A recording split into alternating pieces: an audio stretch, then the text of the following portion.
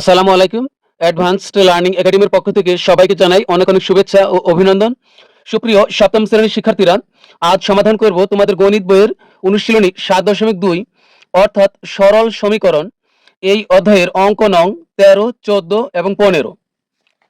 অনুশীলনী ৭.২। এর আগে আমরা এই অনুশীলনীর ১ থেকে ১২ পর্যন্ত আমরা সবগুলো অঙ্ক সমাধান করেছি। তো আজ আমরা সর্বশেষ ১৩, ১৪ এবং ১৫ এই ৩টি অঙ্ক সমাধান করব।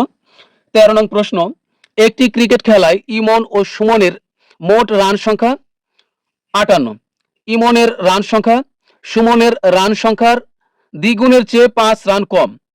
ওই খেলায় ইমনের রান সংখ্যা কত?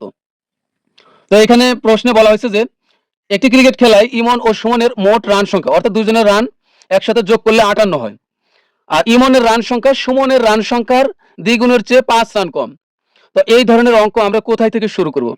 এই ধরনের অঙ্কে আমরা লক্ষ্য করব যে কার সাথে কাকে তুলনা করা হচ্ছে।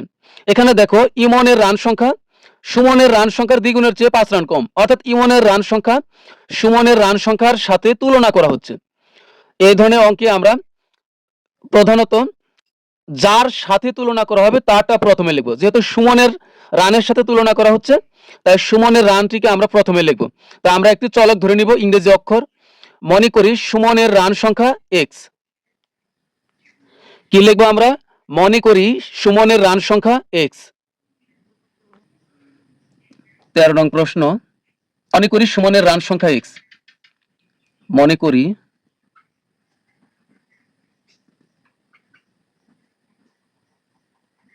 সুমনের রান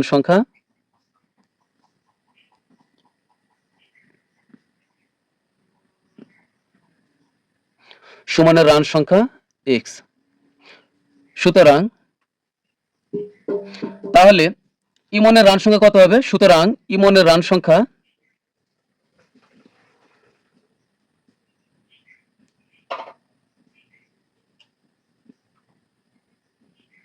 তাহলে ইমনের রান সংখ্যা হবে, এখান থেকে আমাদেরকে ভালোভাবে দেখতে হবে যে ইমনের রান সংখ্যা সুমনের রান সংখ্যার দ্বিগুণের চেয়ে ৫ কম। তাহলে ইমনের রান সংখ্যা সুমনের রান সংখ্যার দ্বিগুণের চেয়ে কম। তো সুমনের রান সংখ্যা হলো এক্স, তাহলে এক্স এর দ্বিগুণ কত? 2x। যদি বলতো এক্স এর 3 গুণ, তাহলে হবে 3x। যেহেতু বলছে ইমনের রান সংখ্যা সুমনের রান সংখ্যার দ্বিগুণ, মানে সুমনের রান হলো এক্স, তাহলে এক্স এর দ্বিগুণ কত? 2x। এই যে 2x হলো সুমনের রান সংখ্যার দ্বিগুণ, দ্বিগুণের চাইতে ৫ কম। সমীকরণের এই ধরনের অঙ্কের বেলায় আমরা মনে রাখবো, যখন কম বলবে তখন আমরা বিয়োগ করব, আর যখন বেশি বলবে তখন আমরা যোগ করব। সুমনের রানের দ্বিগুণ হলো 2x, দ্বিগুণ থেকে ৫ কম। ৫ কম মানে হলো দ্বিগুণ থেকে ৫ বিয়োগ করবো, তাহলে এটা হলো ইমনের রান সংখ্যা। তো এটা আমরা ব্র্যাকেট দিয়ে লিখবো।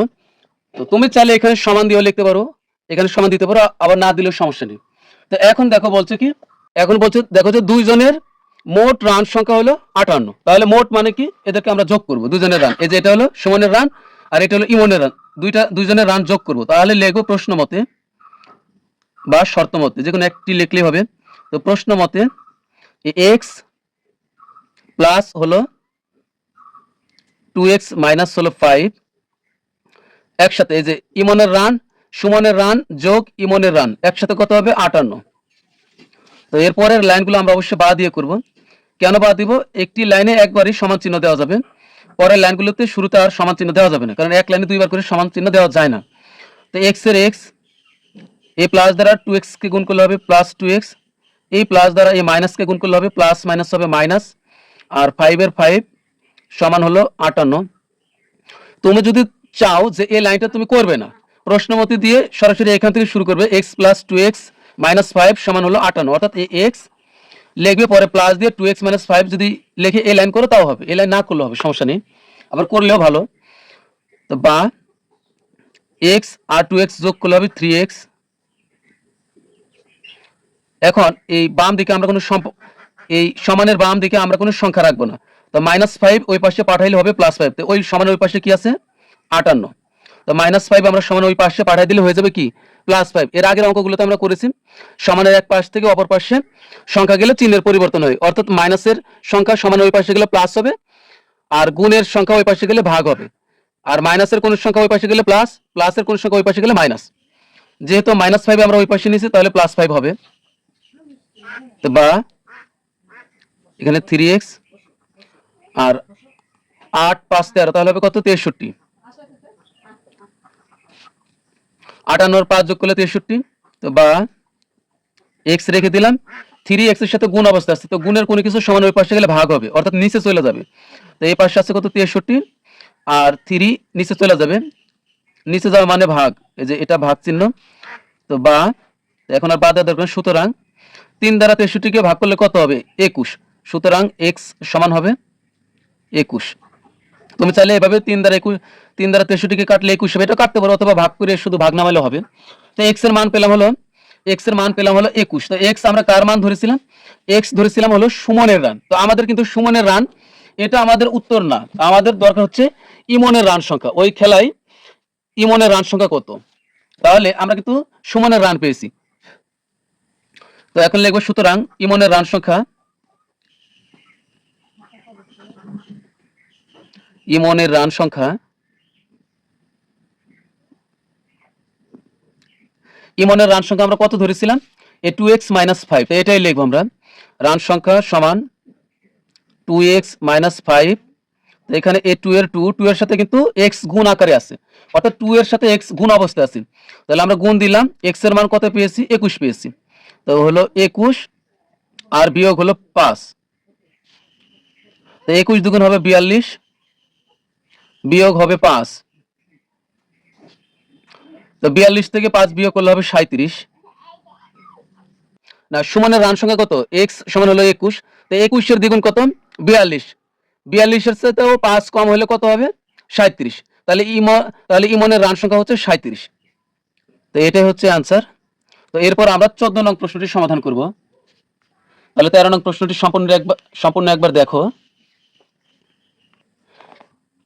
14 নং প্রশ্ন, একটি ট্রেন ঘন্টায় 30 কিলোমিটার বেগে চলে কমলাপুর স্টেশন থেকে নারায়ণগঞ্জ স্টেশনে পৌঁছালো, ট্রেনটির বেগ ঘন্টায় 25 কিলোমিটার হলে 10 মিনিট সময় বেশি লাগতো, দুই স্টেশনের মধ্যকার দূরত্ব কত, অর্থাৎ নারায়ণগঞ্জ স্টেশন আর হলো কমলাপুর স্টেশন, এই দুই স্টেশনের দূরত্ব কত, মধ্যবর্তী দূরত্ব কত, এটা আমাদের বের করতে বলছে। তো এখানে প্রশ্নটি হলো একটি ট্রেন ঘন্টায় মানে হলো 1 ঘন্টায় 30 কিলোমিটার যায় এই কমলাপুর স্টেশন থেকে নারায়ণগঞ্জ স্টেশনে, যদি এর গতি কমে 25 কিলোমিটার হয়ে যায়, অর্থাৎ 5 কিলোমিটার গতি যদি কমে যায় ঘন্টায়, তাহলে সময় 10 মিনিট বেশি লাগতো। এখন বলছে যে দুই স্টেশনের মধ্যকার দূরত্ব কত, তো দূরত্বের ইংরেজি হলো ডিস্টেন্স, যে কারণে আমরা এই অঙ্কতে সবগুলো আমরা এক্স ধরে করেছিলাম, তো এটা ডি ধরে করলে সবচেয়ে ভালো হয়, কারণ ডিস্টেন্স মানে দূরত্ব, আর দূরত্বের ইংরেজি কে সংক্ষেপে আমরা ডিস্টেন্স, যেহেতু দূরত্বের ইংরেজি তাই আমরা ডি দ্বারা প্রকাশ করলে সবচেয়ে ভালো হবে। তা আমরা এখানে লিখবো যে মনে করি দুই স্টেশনের মধ্যকার দূরত্ব ডি কিলোমিটার। তো 14 নং প্রশ্ন সমাধান, শুরুতে আমরা লিখব মনে করি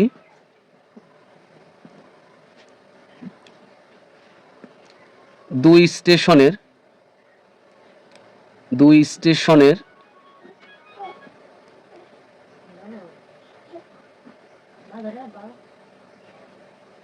মধ্যকার দূরত্ব সমান হলো ডি কিলোমিটার।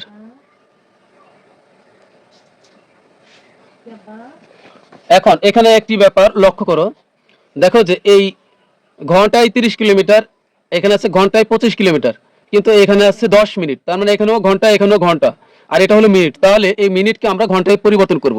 তো মিনিটকে কিভাবে ঘন্টায় পরিবর্তন করব, আমরা জানি 60 মিনিট হলো 1 ঘন্টা, তাহলে এই 10কে আমরা 60 দ্বারা ভাগ করলে এখানে মিনিটের পরিবর্তে ঘন্টা চলে আসবে। তাহলে এখন লিখব যে 10 মিনিট সমান 10 মিনিট সমান হবে কি, এই 10 বাই হবে 60, তাহলে এখন এখানে আর মিনিট লিখবো না, এখন এখানে হয়ে যাবে ঘন্টা। তো এখান থেকে আমরা সুন্দর করে একটি কথা সাজাবো, ট্রেনটি 30 কিলোমিটার যায় 1 ঘন্টায়, ট্রেনটি 30 কিলোমিটার যায়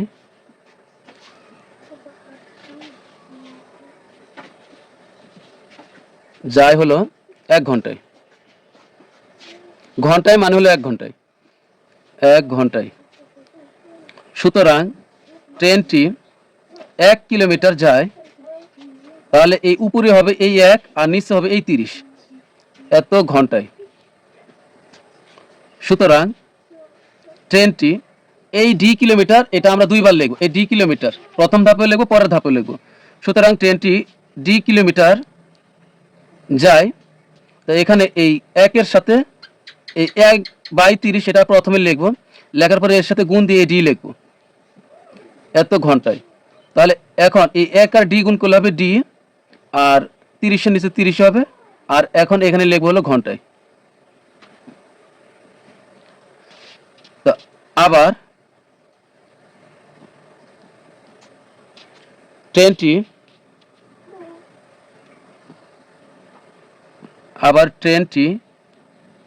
25 কিলোমিটার যায়, যেহেতু পরের ধাপে আছে 25 কিলোমিটার যায়,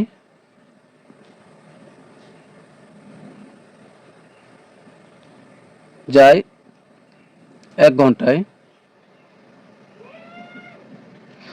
এখানে একটু লক্ষ্য করো যে ঘন্টায় 30 কিলোমিটার, এর মানে হলো 1 ঘন্টায় যায় 30 কিলোমিটার, ঘন্টায় মানে হলো 1 ঘন্টায়। তো সুতরাং ট্রেনটি 1 কিলোমিটার যায়, তাহলে হবে এই উপরে হবে 1 আর নিচে যাবে 25, 1/25 ঘন্টায়। সুতরাং ট্রেনটি এই যে এই ডি আবার নিয়ে আসবো আমরা, সুতরাং ট্রেনটি ডি কিলোমিটার যায়, তাহলে এখানে 1/25 আগে থেকেই আছে, আগে থেকে 25 থাকবে তো ঘন্টায়, আর এর সাথে আমরা নতুন করে গুণ করবো এই ডি, তাহলে কি হবে এই ডি আর 1 গুণ করলে ডি হবে, আর নিচে থাকবে হলো 25, আর এখানে লিখবো ঘন্টায়। এখন আমরা প্রশ্ন মতে দিয়ে সবগুলো যোগ করব, তো লিখবো প্রশ্ন মতে বা শর্ত মতে লিখলে হবে প্রশ্ন মতে। এখন এখানে আমরা কি করব, প্রশ্ন মতে দিয়ে বড়টার থেকে ছোটটা বিয়োগ করব। তো এখানে বড় কোনটা, d/30 বড় না d/25 বড়?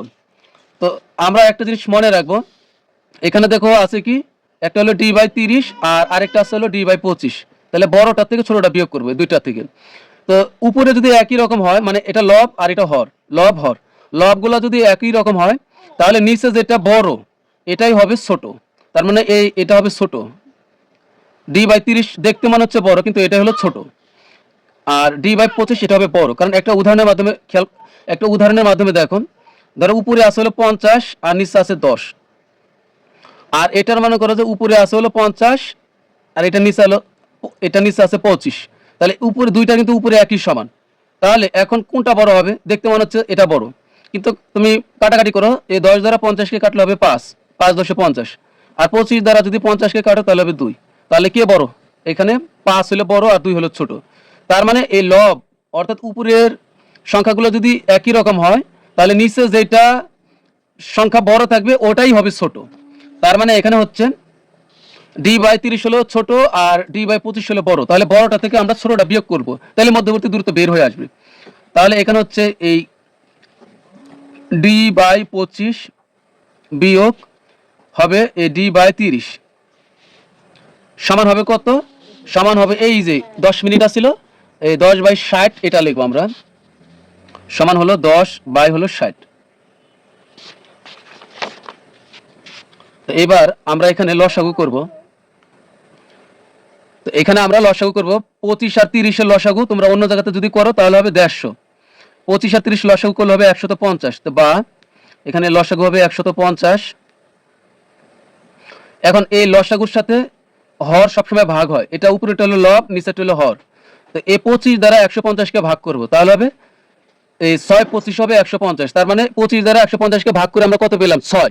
এই 6 দ্বারা ডি কে গুণ করব, উপরেটার সাথে সবসময় গুণ হয়, ডি আর 6 গুণ করলে হবে 6d, আর এই বিয়োগের বিয়োগ 30 দ্বারা 150কে ভাগ করলে হবে 5, কারণ 5 30 হলো 150, তাহলে 5 দ্বারা ডি কে গুণ করলে হবে ওই 5d, আর এই পাশে আছে কত? 10/60।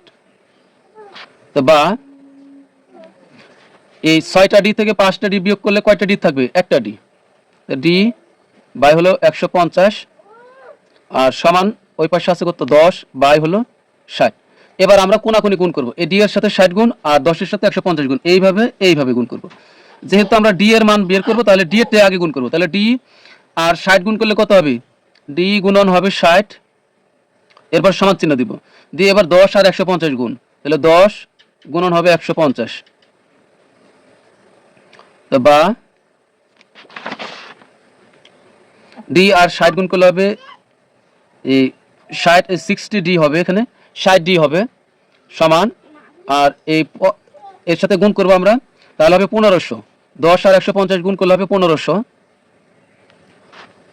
তো বা এখানে ডি এর সাথে 60 গুণ অবস্থা আছে, তাহলে আমরা ডি রেখে দিয়ে পাশে, তাহলে কি হবে এই 1500 নিচে চলে যাবে হলো এই 1500 নিচে চলে যাবে হলো এই 60, তাহলে 60 নিচে চলে গেল, এই 0 আর 0 কাটা কমাই, 0 0 কেটে কমাই, তারপরে এই 6 দ্বারা 150 কে ভাগ করলে হবে এই 6 25 হলো 150, তার মানে হচ্ছে 25, 60 এর সাথে 25 গুণ করলে 1500 হবে, তো সুতরাং ডি সমান কত পেলাম আমরা 25, তার মানে এই দুইটি স্টেশনের মধ্যকার দূরত্ব হলো 25 কিলোমিটার, তো আমরা লিখে দেব সুতরাং দুই স্টেশনের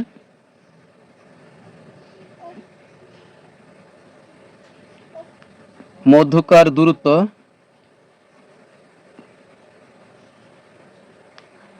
25 কিলোমিটার, তো এটাই হলো আমাদের উত্তর। তবে এখানে একটি কথা, তোমরা যদি চাও যে তোমরা এই অঙ্কটি এক্স ধরে করবে তাও কিন্তু হবে, সমস্যা নেই। তো এরপর আমরা সর্বশেষ 15 নং অঙ্কটি সমাধান করব, তার আগে 14 নং অঙ্কটি আরেকবার দেখো।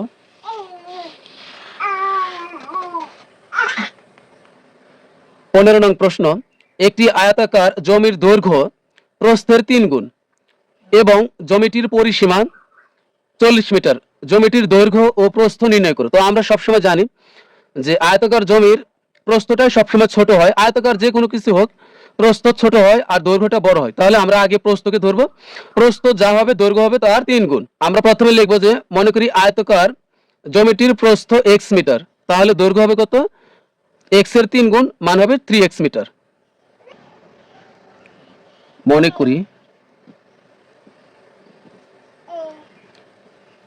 আয়তাকার জমির প্রস্থ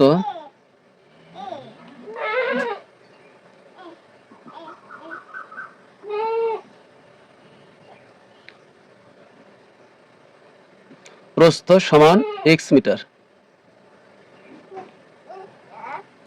সুতরাং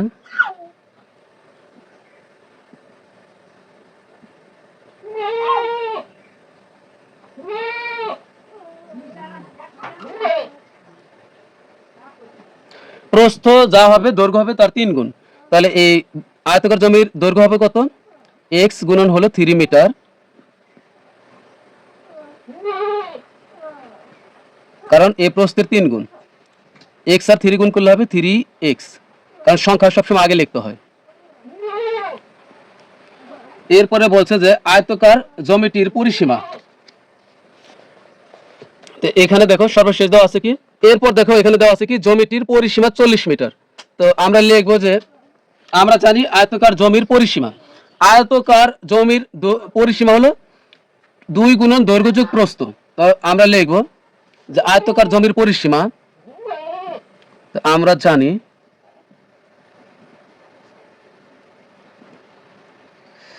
আয়তাকার জমির পরিসীমা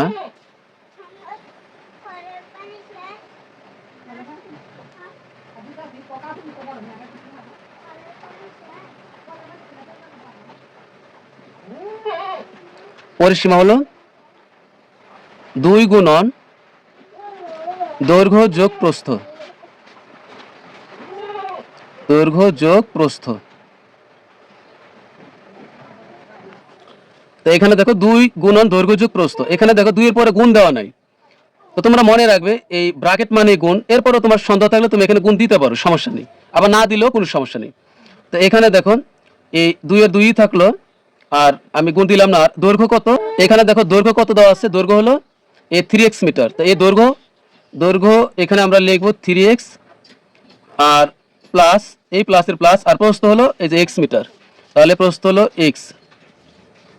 এখন এখানে হচ্ছে 2 দ্বারা 3x কে গুণ করলে হবে 3 দুগুণ 6x, এই যোগের যোগ, 2 দ্বারা x কে গুণ করলে হবে কি 2x, তাহলে এই 6x আর 2x যোগ করলে হবে 8x। তা এটা বের হলো কি পরিসীমা।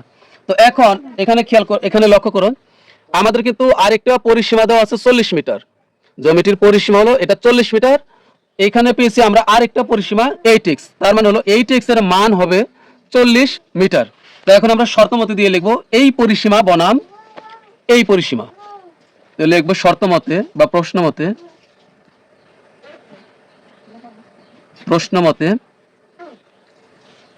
8x সমান হলো 40। তো বা এই 8 দ্বারা 40কে ভাগ করবো আমরা, তাহলে x রেখে দিলাম আর 40, 8 নিচে চলে গেলে ভাগ হয়ে গেল। তো সুতরাং 8 দ্বারা 40কে ভাগ করলে কত হবে? 5 আসলে 40, অর্থাৎ 8 দ্বারা 40কে ভাগ করলে হবে 5। তাহলে x সমান আমরা কি ধরেছিলাম? x সমান ধরেছিলাম আয়তাকার জমির প্রস্থ। তো আমরা কিন্তু জমির প্রস্থ x সমান 5 মিটার পেয়েছি। তো সুতরাং জমিটির প্রস্থ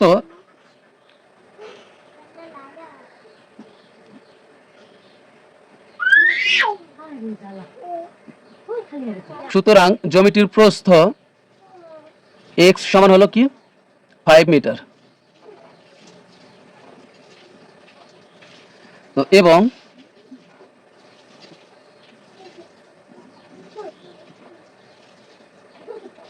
জ্যামিতির দৈর্ঘ্য কত ধরেছিলাম? এই 3x মিটার, মানে 3 গুণ। প্রস্থ যা বের হবে তার 3 গুণ, তার মানে 5 এর সাথে 3 গুণ করলে হয়ে যাবে 15। তো এখানে আমরা দৈর্ঘ্য ধরেছিলাম কত? 3x। আচ্ছা, 3x মিটার সমান এ 3 এর 3ই থাকলো, আর 3 এর সাথে x গুণ আকারে আছে, তো গুণ x এর মান কত? 5।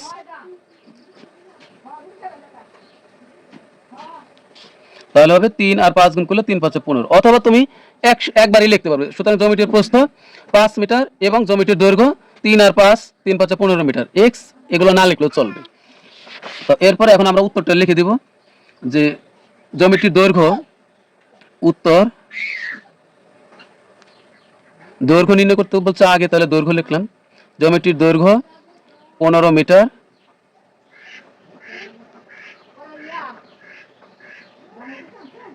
এবং প্রস্থ 5 মিটার। তো প্রিয় শিক্ষার্থীরা, এর সাথে আমাদের এই অনুশীলনীর সবগুলো অঙ্কই সমাধান করা হয়ে গেল। তো পরবর্তী ক্লাসে আমরা নতুন কোনো অনুশীলনী নিয়ে হাজির হব। তোমরা সবাই ভালো থাকবে, সুস্থ থাকবে। আল্লাহ হাফেজ।